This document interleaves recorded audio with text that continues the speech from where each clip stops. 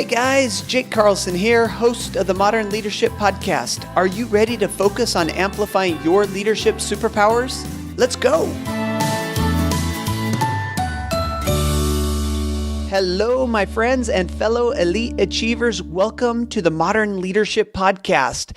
And for our US-based listeners, happy Thanksgiving!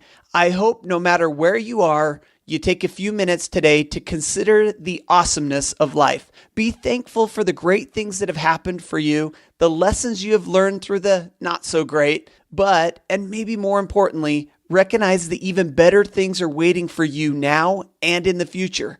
I just love Turkey Day. Gobble, gobble. Okay, achievers, it is time to meet this week's expert guest and dive into a couple of topics that you are absolutely going to love. They are so vital to our success as leaders: authenticity and negotiation. Webster says authenticity is being true to one's own personality, spirit, or character. But what does that mean? And how does it relate to negotiation? Well, let me introduce you to Corey Kupfer. Corey is an expert strategist, dealmaker, and business consultant with more than 30 years of professional negotiating experience as a successful entrepreneur and attorney. Oh, I'm sorry, Corey. He has appeared in numerous media outlets, including the Wall Street Journal, the New York Times, and Investment News. Some of his highest profile clients include best-selling business author David Bach, that Finnish rich guy with 9 consecutive New York Times bestsellers, and Ajay Gupta, financial advisor to Tony Robbins. Corey is the founder and president of Authentic Enterprises, LLC, and the Authentic Business Academy, dedicated to inspiring authenticity in business through speaking, training, and consulting. His new book, Authentic Negotiating: Clarity, Detachment, and Equilibrium, The 3 Keys to True Negotiating Success and How to Achieve Them, draws on his over 3 decades of experience. Corey, authenticity is so important and negotiating is such a valuable skill. It is great to have you on Modern Leadership. How are you?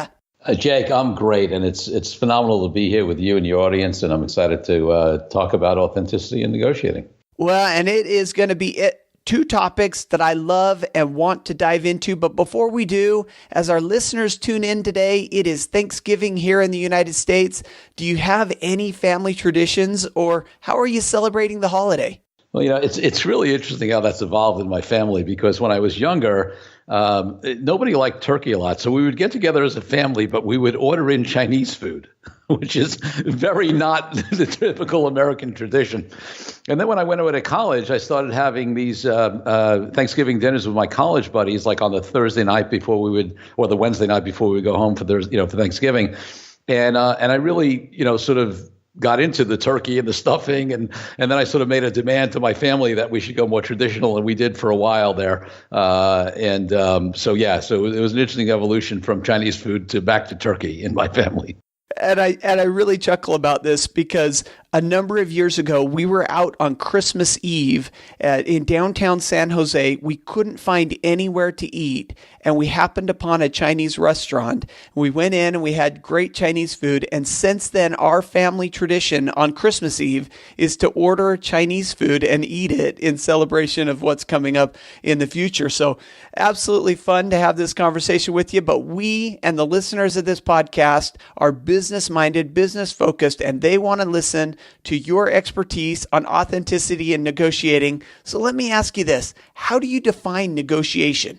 So negotiating is the opportunity for 2 people or more to get together and figure out whether their objectives meet and whether they can do a deal of some sort. What it's not is what a lot of people talk about is this sort of manipulation and game playing to get over and to win against somebody else. And we went on a vacation down to Cabo, down in Baja, California, and they had this market there, and we wanted to get, some souvenirs for the kids. And that was negotiating to me. And as I look at what you're doing and the research that you're doing and the importance of a different style of negotiation, this authentic negotiating, I really want to dive into that. And I want to ask you, how did you get into it? What sparked your interest or passion in this topic?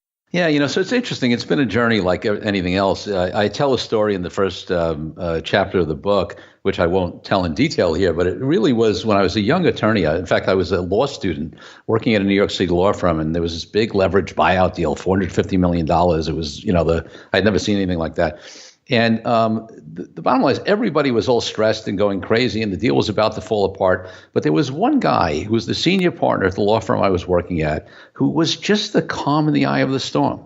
He was like a maestro orchestrating people, and he wasn't getting upset, and he sort of knew the deal would close. And again, there's a whole great story in the book, but what I came out of that was I said, how does he do that? Like I was nervous. I'm a law student. I'm there to make copies and, get coffee and proofread stuff, So, and meanwhile, he's the main guy on the deal, and he's the only one who's able to stay calm. And he orchestrated that deal going forward when I thought it was dead for sure. So that's what really sparked my interest in how he did it.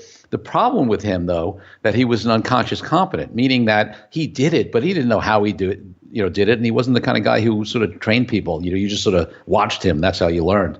So I had to figure it out from there, and that's what I've been studying and practicing day in and day out for 30 years. Well, and I think it's a real testament to you and your internalization of these types of things, that you recognized it at such a young age and knew in your career and were able to basically build on this. It wasn't that you took a class. It wasn't that you just saw one person doing it and realized that this is important, and it really sparked something in you. And I got to tell you, I have a law background as well. And I remember sitting in law school, third year law, negotiating class. And I remember the assignment was to go into these private rooms within the library and negotiate student to student. And it was very cutthroat. I mean, lawyers typically tend to be win at all costs, or win at almost any cost. And for you to see this at such a young stage in your career is very important. And so I got to ask you, now that you saw that, and I'm taking you back this 30 years, you saw this, what kind of steps did you take to bring this into your life or to learn more about it? Yeah, so I did at that point start reading and studying some of the information that was out there, and and a bunch of it just struck me as being off. And I had an experience because it was much more about tactics and counter tactics, and counter tactics to the counter tactics. And it just seemed like game playing and manipulation to me. And I just instinctively knew that at a gut level. And then also I had an experience, which I talk about in the Authentic Negotiating book as well, of working at a subsequent law firm, working for a partner who was much more of the sort of bang the table, tough guy, win at all costs approach. And I actually saw that was less effective. Maybe when he had the leverage, he would win, quote unquote, the negotiation for the client. But when he didn't, he was ineffective. And plus, even the times when he had the leverage, one of the things I say now, I might not have articulated it as well back then, but I noticed it, is that there are two types of deals. One is very, very common, where there's going to be some sort of ongoing relationship. You're negotiating with a partner in your business. You're negotiating with a vendor you're going to continue to do business with an employee over salary or benefits or promotion, on and on and on. There's all these situations where you're going to be having an ongoing relationship, and the negotiation is the start of that. So if you have won and, beaten somebody down, what are the odds of that relationship being successful? And then even in the other types of deals where maybe you'll never speak to the people again, listen, in business, it's not just a cliche. It is a small world. And I have seen over and over again over the years where people who have tough negotiating, reputations, maybe they get a few deals done, and then nobody wants to do business with them anymore. And when you say that the world is small in business, I'd like to challenge our listeners to just try a simple experiment. Go on LinkedIn, pick any company that comes to your mind, type it into the search bar, and look how many of your connections are connected to that company, either a first degree, a second degree, or a third degree. And you will be amazed. I just did this experiment myself this week, and I'm amazed that I can pick almost any company, any name, and I've got 4 or 5 or 6 connections to that company. And the reality is the business world is small. People are doing business with the same people over and over and over again. And if you work together, if you look for ways for a mutually beneficial experience, well, everybody benefits and it goes on long term. So I wanted to ask you, so sometimes, Corey, we hear this, that everybody is in sales, right? I mean, no matter what position you hold in a company, you're in some sort of sales position. But as I heard you talking about this negotiating, I got the feeling that negotiating is also something that no matter what your position is, whether you're CEO, CFO, or whether you're just new into the organization, kind of wearing out the floor, you're in negotiating. Is that right? Everybody negotiates every single day, and we don't realize it. I mean, obviously, we're going to focus on business. That's what this podcast is about. But I mean, listen, people negotiate with their spouses, with their partners, with their kids, with their teenagers, which are some of the toughest negotiations, right? To buy a house, to buy a car, so even in everyday life, people negotiate. And certainly in business, it happens all the time. You may be negotiating big deals, or you may be just negotiating with a coworker on allocation of responsibilities or how you work together on a project. So it's such a crucial skill. And frankly, all the surveys show most people want to be much better at it than they are. And unfortunately, some of the training out there not only doesn't help them to get that way, but actually sends them down the wrong direction. And so I would imagine that everybody's got maybe certain aspects of the skill of negotiating that they're very good at, and other facets of it that they aren't. I'll use myself as an example. We recently went out as a family, bought a car. I went into the shop, and they said, here's the price. And I said, where do I sign? I mean, there was no negotiating. I was sold from the minute I walked in. Not good in that regard. How do I become, and how do our listeners become better negotiators? And I'd love to have this conversation about your CDE, your clarity, detachment, and equilibrium. Yeah, absolutely. So I'll jump on that, but let me just give them a quick tool, because I think you're right. Like, people have some of the skills of negotiating, or maybe they're better in negotiating in certain situations and not so much in others. On my website, which we'll talk about later, CoreyKupfer.com, there's a free assessment. It's an authentic negotiating success quiz that people can take, 10 questions, 5 minutes, and it'll tell them where they stand on the authentic negotiating scale and also give them specific action items. So that's a tool they could use.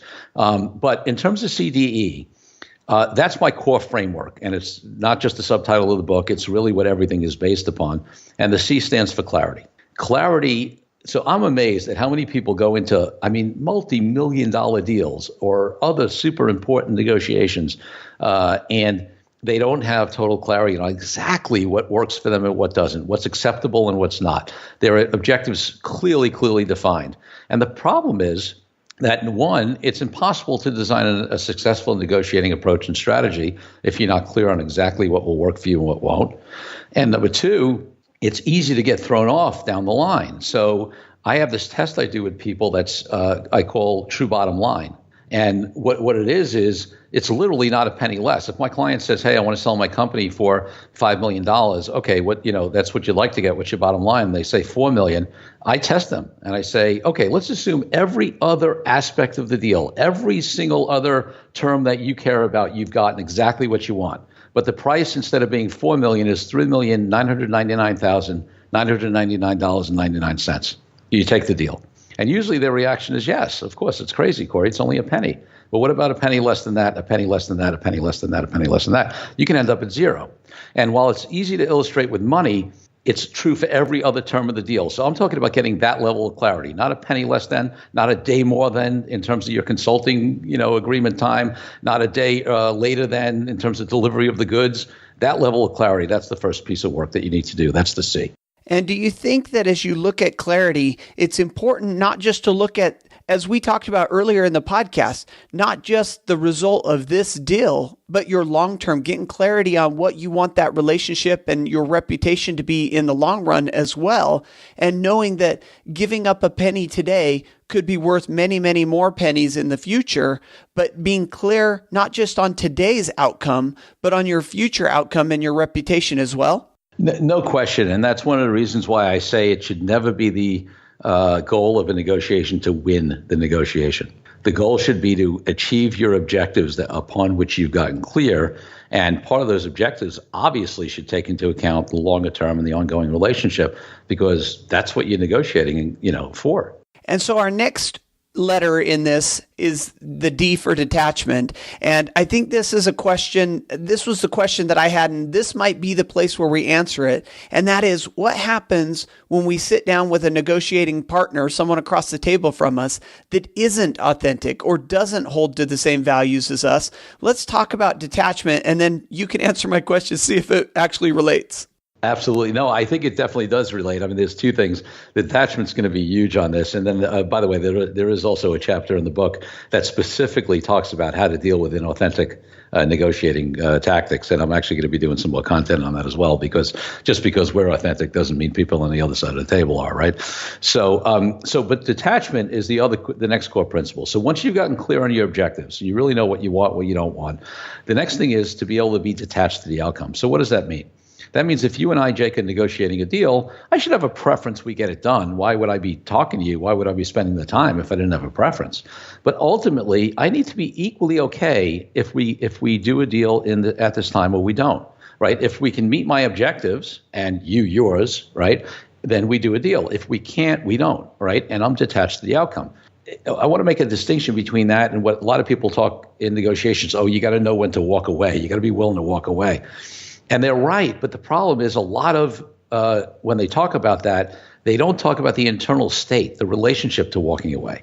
If you're walking away out of anger, or because I think Jake's a jerk, or I have judgment on whatever, right? Then you're not in an authentic negotiating place. You're reacting out of your emotions. You're not detached. You're not thinking correctly. You're not truing up to your objectives.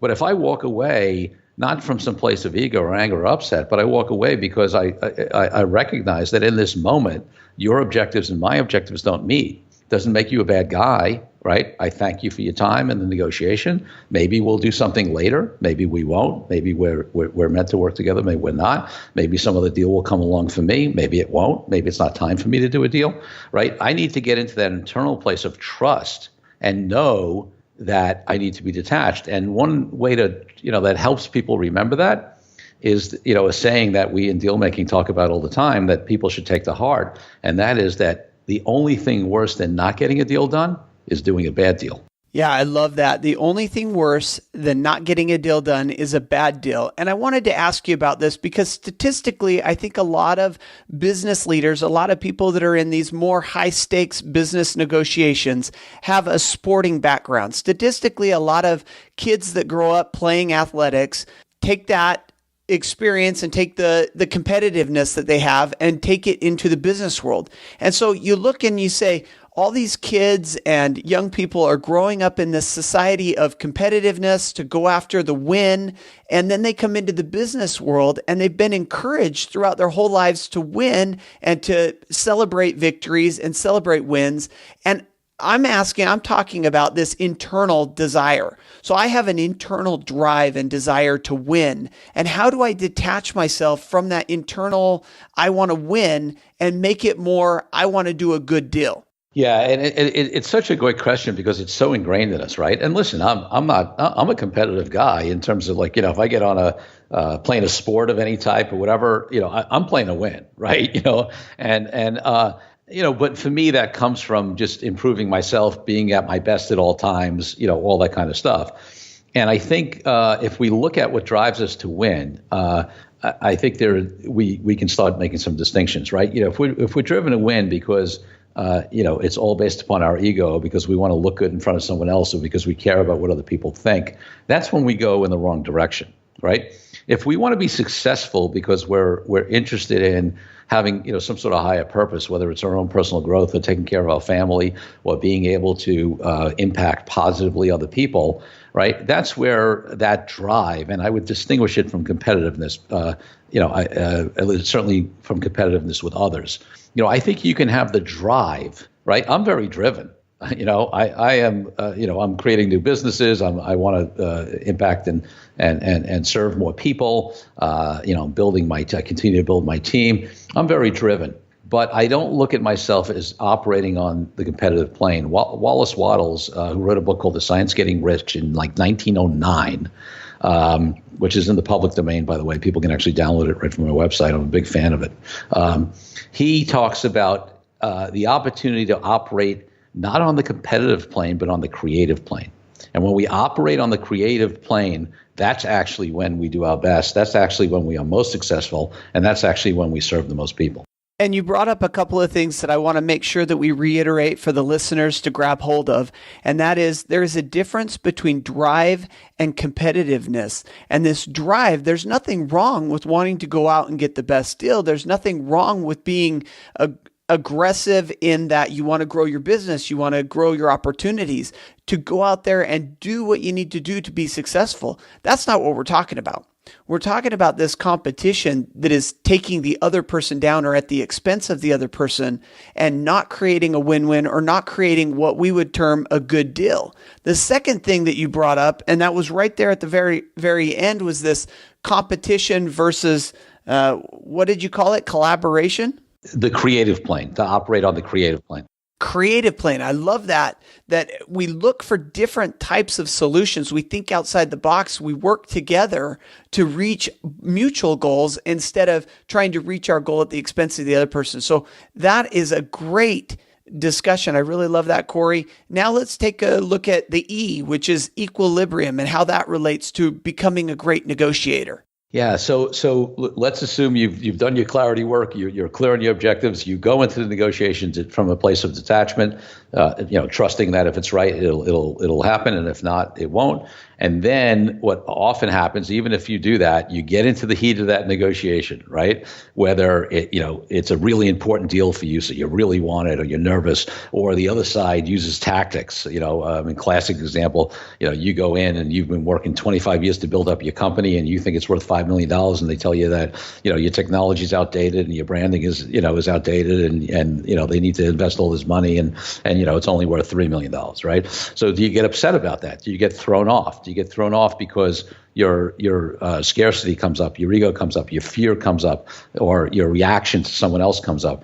And the answer is, if you're an authentic negotiator, you always maintain equilibrium, right? You don't let those things affect you.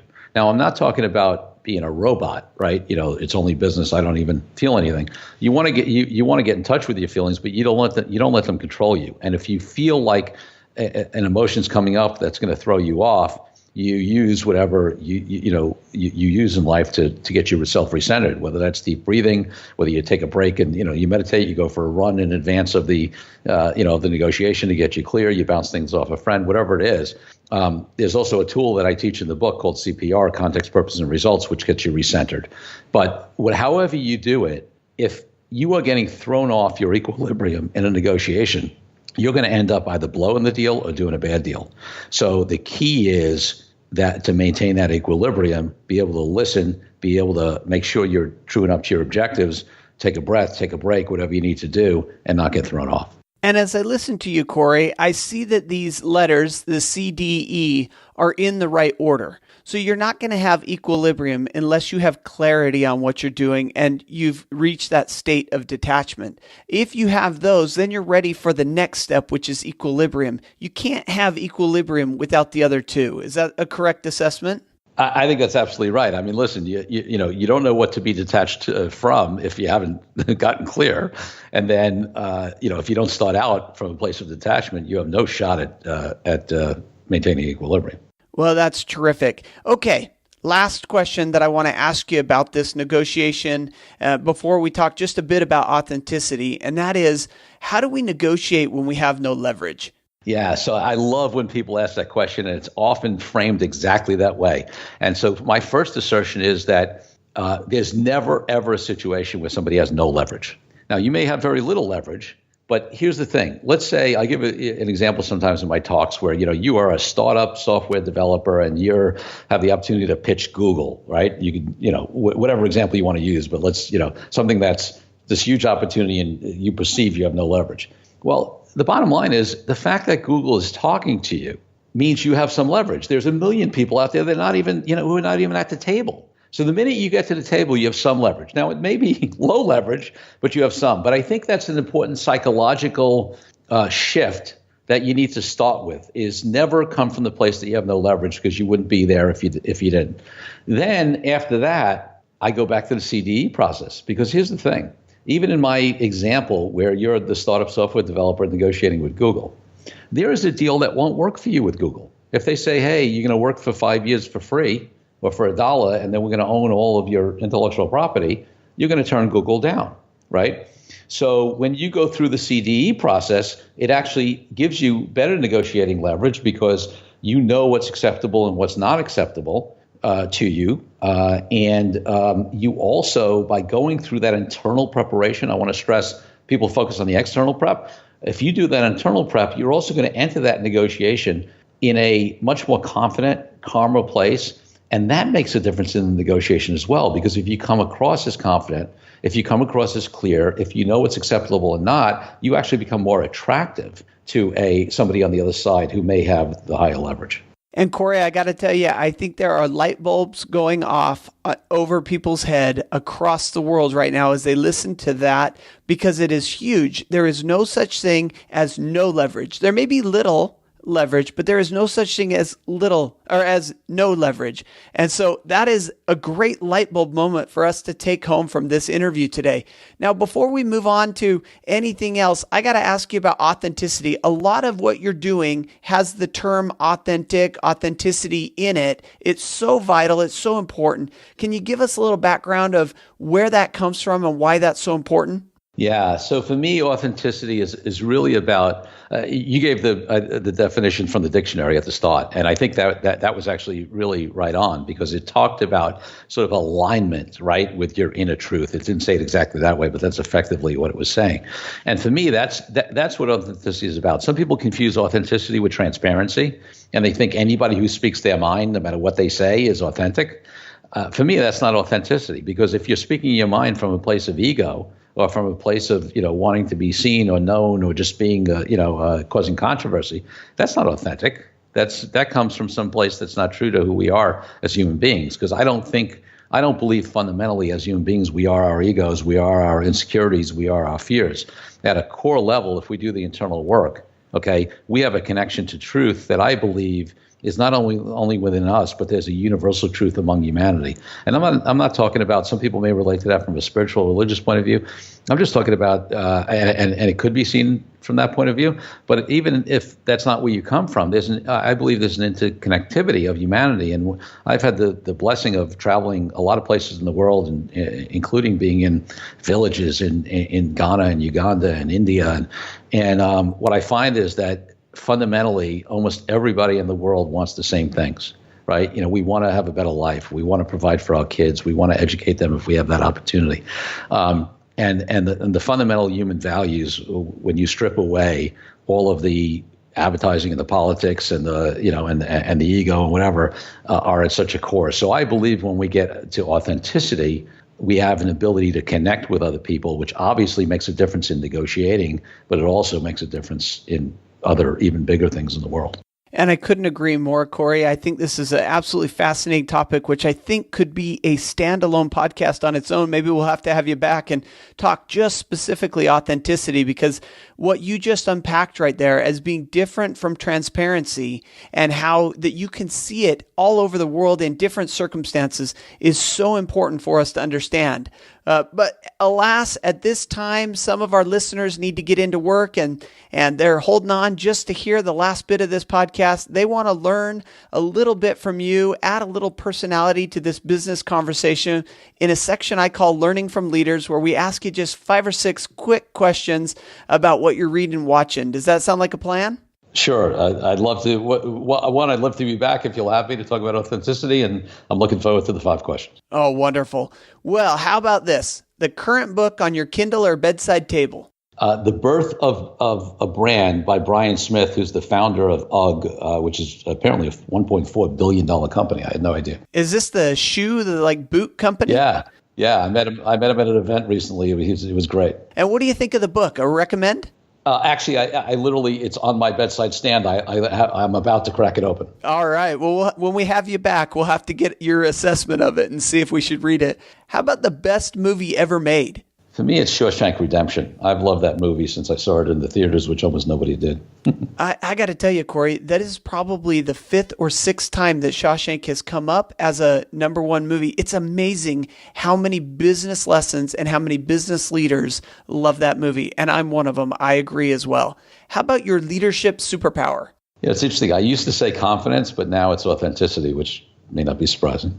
It's not surprising. And after we had that discussion on authenticity, I love it. I think it's an absolute superpower and glad to meet someone who has that. How about a motivational quote, mantra, or philosophy you'd love to share? For me, it's there's so many, but the one I picked was from Stephen Covey, where he said, in the space between stimulus, what happens, meaning stimulus is what happens, and how we respond lies our freedom to choose. Ultimately, this power to choose is what defines us as human beings.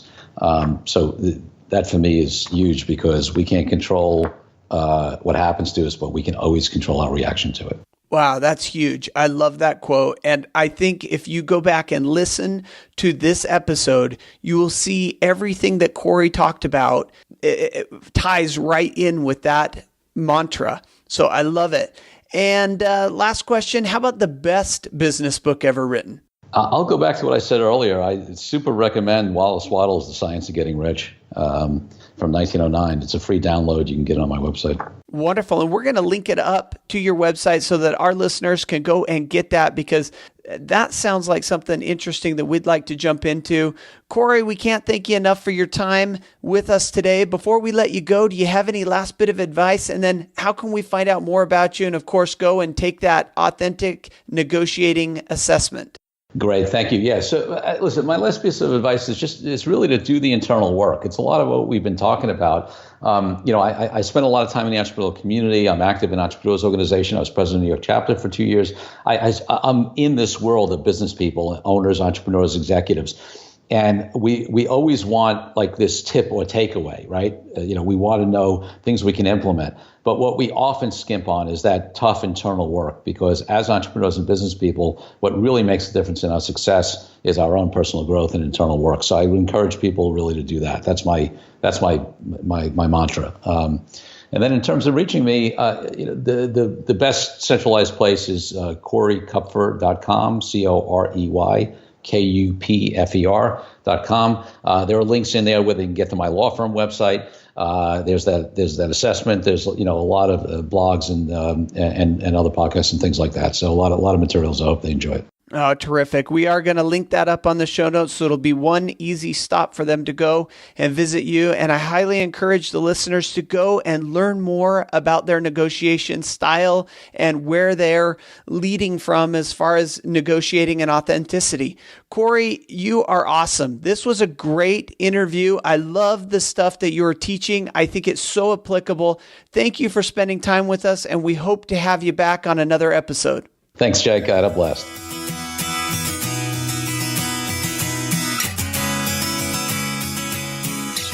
Well, my friends, I hope that you are having a terrific Thanksgiving day or a Thanksgiving week, or celebrating wherever you are in the world, all the things we have to be grateful for. I love this interview, sitting down with Corey Kupfer and talking about negotiating and authentic negotiation.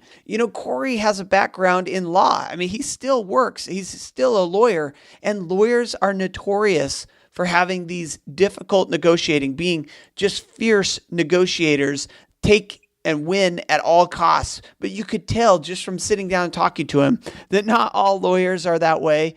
And that's great for us to see. A couple of big takeaways from this episode that I think we need to look at. I loved our conversation about the true bottom line, getting clarity on what we want in a negotiation and really dialing in and figuring that out. By doing that, we'll know what we're willing to give up and what we're not willing to give up. The other thing that really jumped out to me, and I think this is so important, is that authenticity is not transparency. And I'm going to take Corey up on his offer to come back on this show, because I want to talk about this topic a little bit deeper and a little bit further.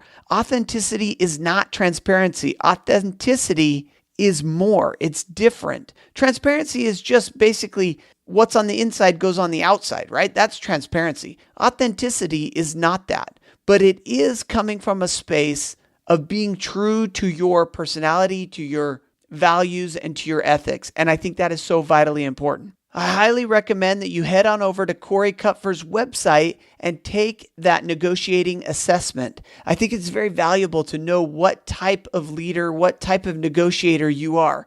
Of course, if you haven't taken the Modern Leadership Superpower Assessment over on jkcarlson.com, do that first, and then you can head on over to Corey's website. I think those two will play well with each other. One will tell you what leadership platform you lead from, and the other will give you an idea of where your strengths are as a negotiator. Of course, everything that we talked about can be found on the show notes for this episode, jakeacarlson.com/ML43, Modern Leadership 43, and the links to everything that we discussed will be found there. And at this point, I want to wish you a wonderful Thanksgiving, make an even better future for yourself, and stay awesome.